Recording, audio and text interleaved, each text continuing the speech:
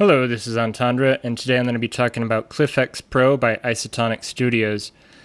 ClyphX Pro is a Python script that you can load into Ableton.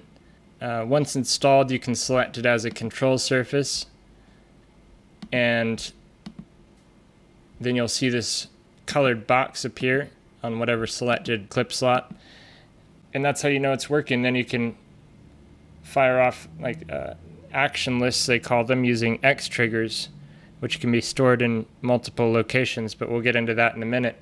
First off, I just want to show you a basic one. So if I just start this, it should toggle the metronome, and then press it again, it turns it off. So that's a basic example. You can also do stuff like increment the master volume and decrement it. Or you can set it to a specific amount, so 32. Or you can toggle the loop on and off. There is a ton you can do with this, and I'm just going to be scratching the surface. If you want to learn more, check out the manual on their website. You have device actions, track actions, MIDI actions, browser actions. It's all very well documented. And so yeah, let's get back into it. So it's common to fire them off from clips, whether it be a MIDI clip or an audio clip. You can also do it from a scene in the new version. So if I press a scene here, you can have your X trigger in there. Or if I go into the arrange view, you can use a locator. So I have this BPM R&D, which is just going to randomize the BPM every time it hits that locator. So let's see what that does. Let's turn on the metronome so we can hear it in action.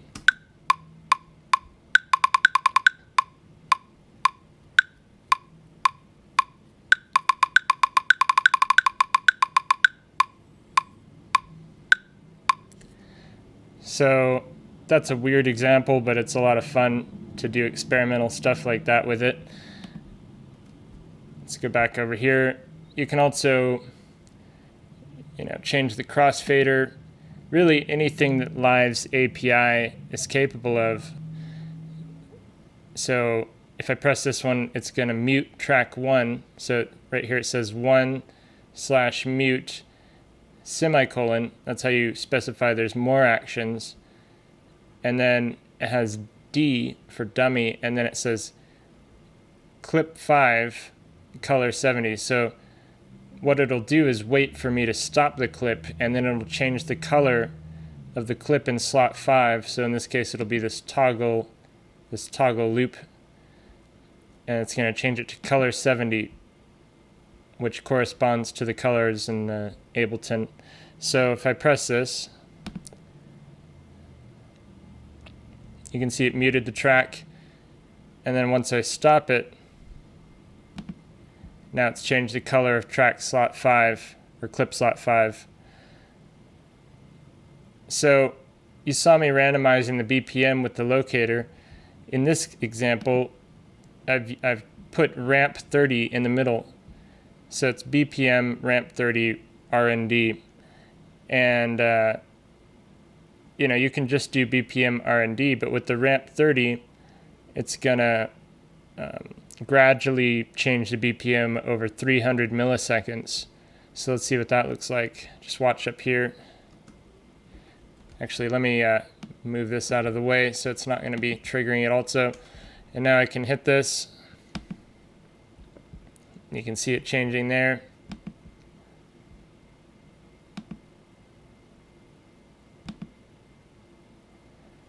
A lot of fun.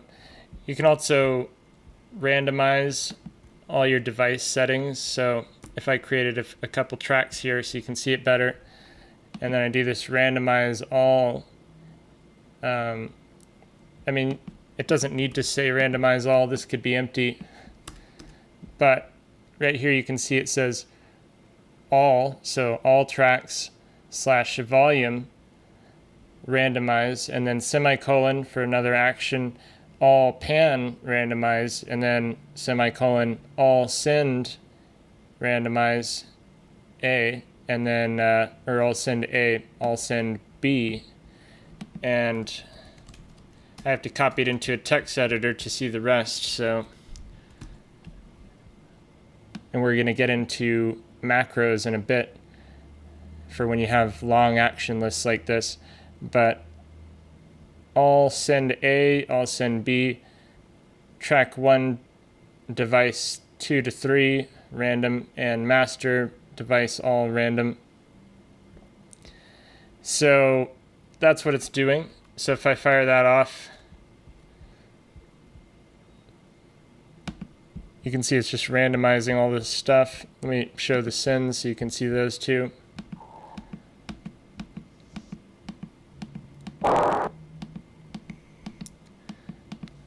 So that's pretty handy.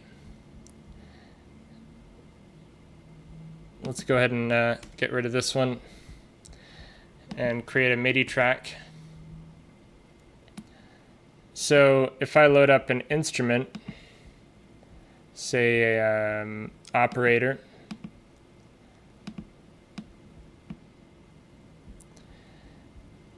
now there's this preset browse action that I've saved here, which you can use this L-seek selected swap and then arrow to the right. And what that's going to do is it's going to change to the next available preset for whatever device you have on the selected track. Rather than selected, I could put a track number, or I could put a range of tracks like 1 to 5. But let's just see what this does. So you can see it's cycling through them.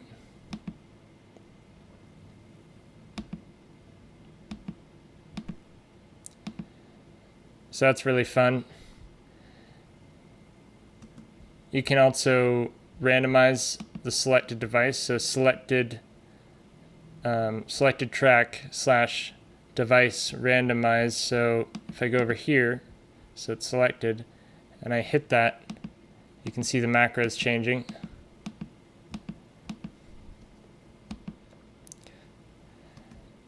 You can also take snapshots. So this one does require that you have something inside the sharp brackets, because that's how it recalls the snap based on the name. But if I fire that off, it'll just take a snapshot of all the tracks and the mixer and device settings. So let's just go ahead and do that. Let me turn this volume down to like 18 there, and now snap all.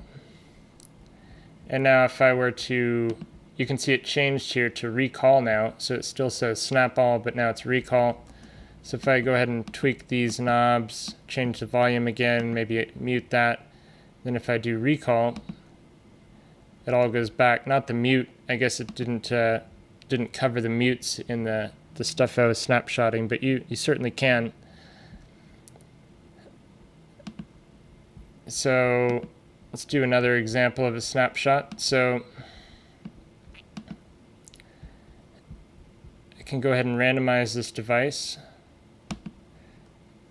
and do a selected snapshot device all. And let's go ahead and randomize it again. Do the same thing for snap 2. And I have 8 of these. We don't have to do all 8 right now. We can just do 2. But actually, let me bring that back up. Now if I do the recalls, I can jump between those settings. And rather than just jumping between the settings, you can ramp between them. So right here I have recall ramp 80, so that's going to recall it over 800 milliseconds. So if I do 2, now it's slowly morphing between the snapshots. And this is one of my personal favorites for sound design, because I can, say we put a sound in here.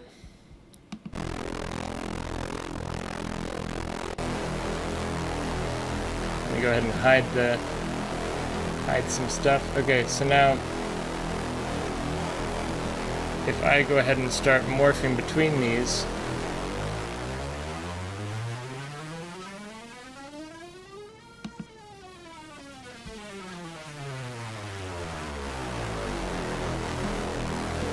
get some pretty interesting stuff going on. Let me turn that up. And then what I like to do is resample it so I can take some audio from the track that I'm tweaking. Let's go ahead and reset that pan, record enable, and we can turn monitor to off. And now if I record this, I can record the morphing. So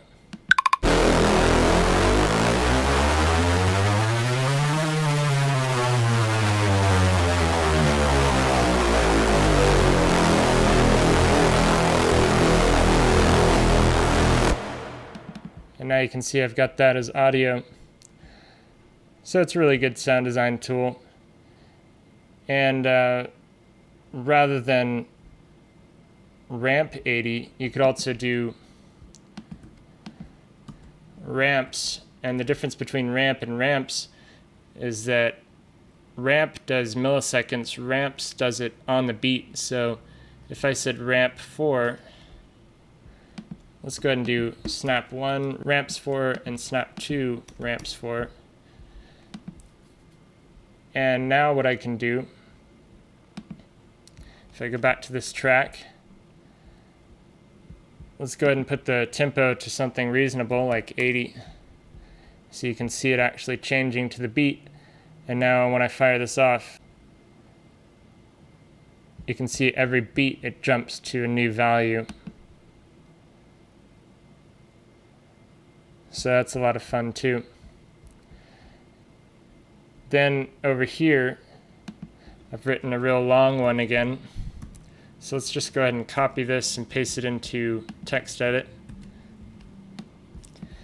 Basically what I've got here is selected device parameter 1, ramp 10 random, selected device parameter 2, ramp 10 random, select device parameter 3, and so on. So up to 8. So I have 8 different parameters which correspond to the 8 different macros in a device rack. So when I fire this off, it randomizes it, but it ramps over 100 milliseconds. Like so.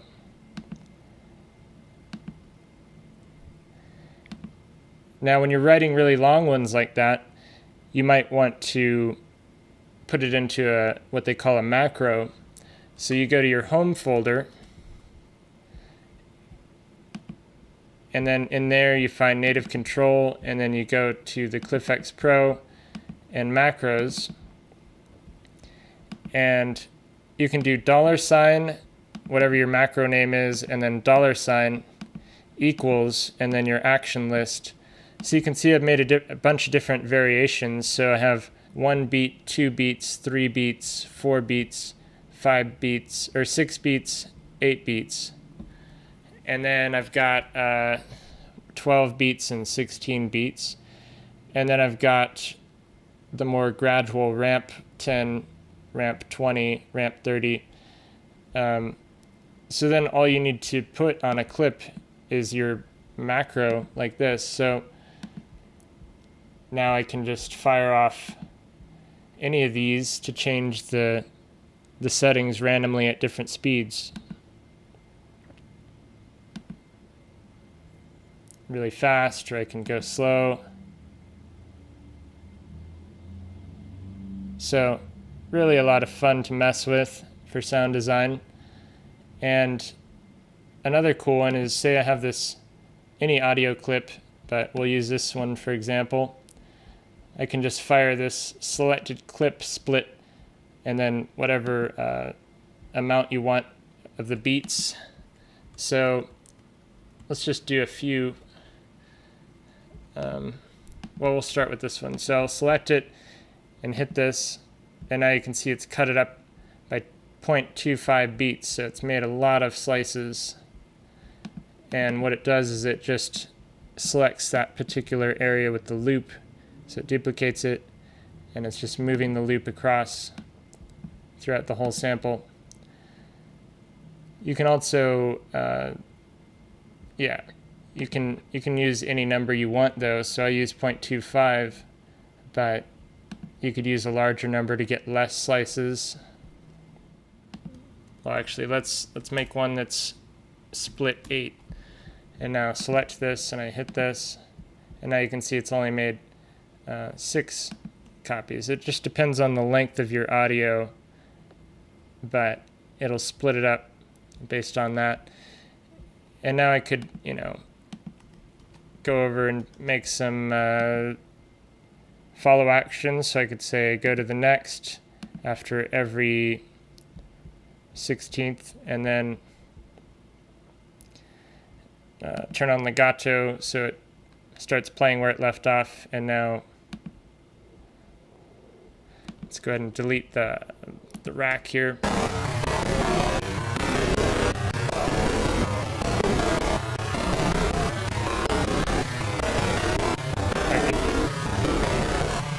Randomize these.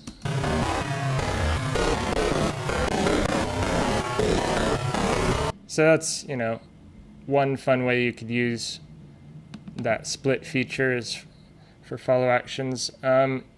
Aside from putting X triggers on clips and scenes and locators, there's also some Max for Live devices. So you can say put it in a drum rack and trigger it with notes.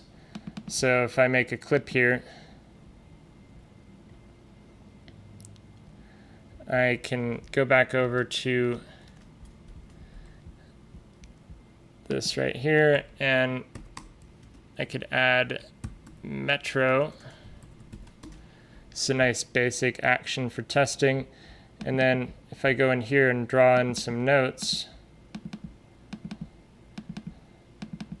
press play, we'll see the metronome toggling on and off.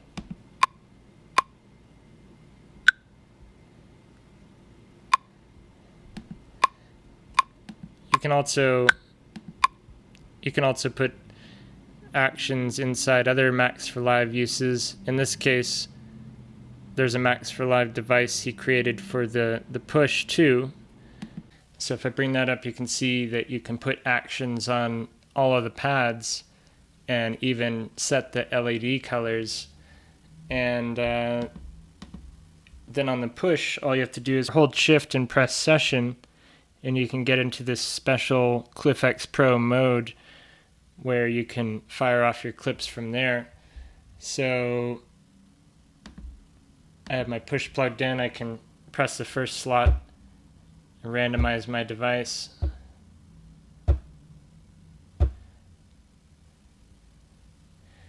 So yeah, that's pretty much what I wanted to cover today. Let me know if you have any questions. Be sure to check out Isotonik Studios' YouTube channel and Stray, the coder. His YouTube channel has a lot of Q&A videos where you can learn a lot. Mr. Bill also has a great video. So yeah, hope you learned something. And until next time, I'm Antandra. Have a great day.